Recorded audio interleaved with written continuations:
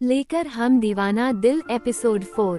Indore Madhya Pradesh, Chauhan mention. इस वक्त सिया सम्राट के साथ उसके रूम में खड़ी थी।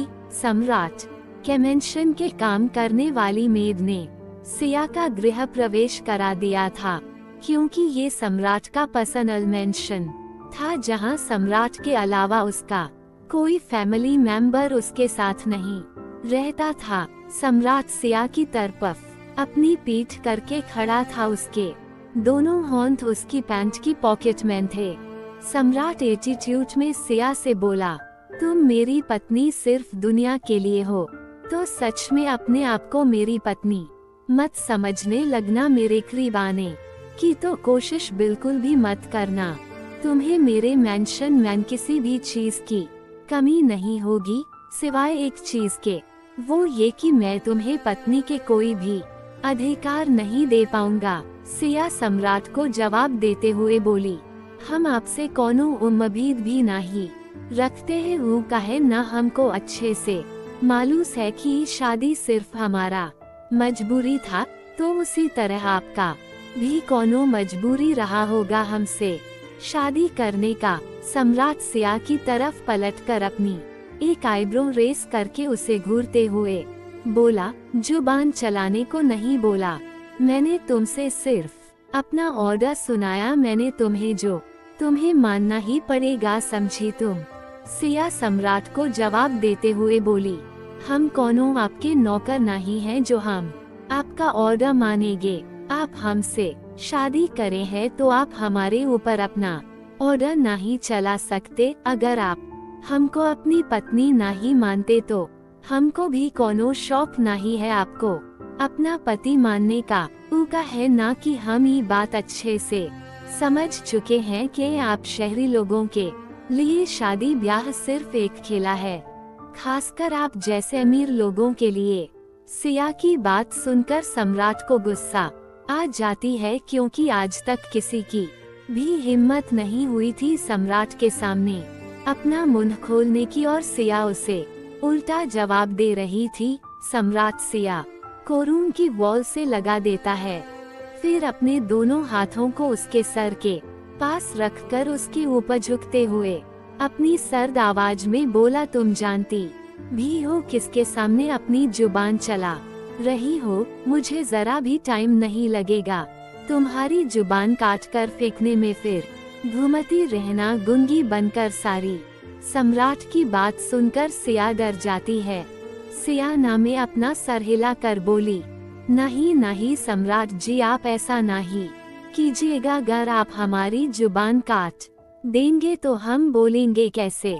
सम्राट सिया को घूरते हुए बोला, इसलिए तो तुम्हारी जुबान काटूंगा ताकि तुम बोल ना सको, क्योंकि तुम वो पहली इंसान हो जिसने ठाकुर सम्राट सिंह चौहान को जवाब देने की हिम्मत की है।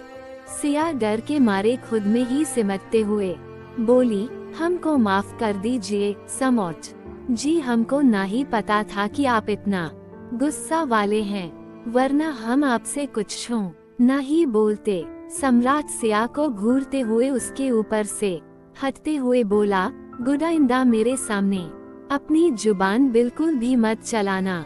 जितना कहा जाए करने को बस उतना ही करना, अपना दिमाग चलाने की कोशिश मत करना। सिया अपना सर हाँ में हिला देती है। सम्राट एक नजर सिया को देखकर बोला, वो सोफा दिख रहा है, वहाँ जाकर सो जाओ। सिया सम्राट से सवाल करते हुए बोली, काहे? हम सोफे पर काहे सोएंगे जब ये कमरा में इतना बड़ा बेड है तो हम उसी पर सोएंगे ना। आखिर आज से ये कमरा अकेले का हमारा जो है।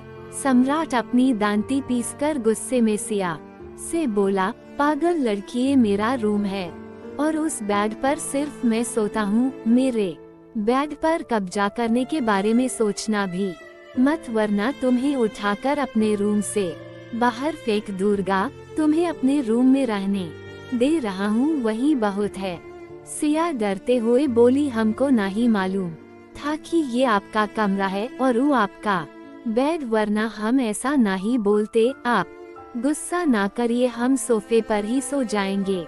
सिया सोफे पर आकर बैठ जाती है, फिर खुद से ही अपने मन में बोली है, प्रभु श्री राम जी, ऐसा का गलती कर दिए हम जो एक दिन में आप हमारी जिंदगी में दो राक्षस भेज दिए, एक रुद्र और दूसरा ही राक्षस से भी बड़का वाला राक्षस का देवता सम्राट सिंह चौहान जो बोलता है तो ऐसा लगता है जैसे एक ही बार में खा जाएगा हमको।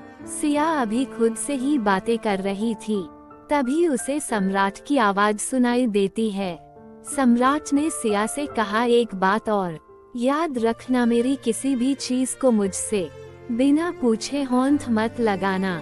दूसरी सबसे बड़ी बात, मेरी बिना परमिशन के मेंशन से बाहर नहीं जाओगी तुम। सिया सम्राट की बात सुनकर हमें सर हिला देती है। जैसे ही सम्राट वॉशरूम की तरफ जाने के लिए मुड़ता है, वैसे ही सिया उससे बोली, सम्राट जी हमारे पास कपड़े नहीं है तो हम क्या पहनेंगे। सम्राट बिना सिया को देखे ही बोला, तुम्हारे कपड़े मैंने ऑलरेडी मंगवा दिए हैं, विपुल कुछ देर में लेके आता होगा। सम्राट वॉशरूम में चला जाता है शॉवर लेने के लिए। सिया सम्राट को जाता हुआ देखकर खुद से बोली, ये आदमी कितना खड़ूस है, इनके घर वाले कैसे इनको झेलते होंगे, कैसे हमारा गुजारा होगा इनके साथ, ही तो इतना गुस्सा वाले हैं।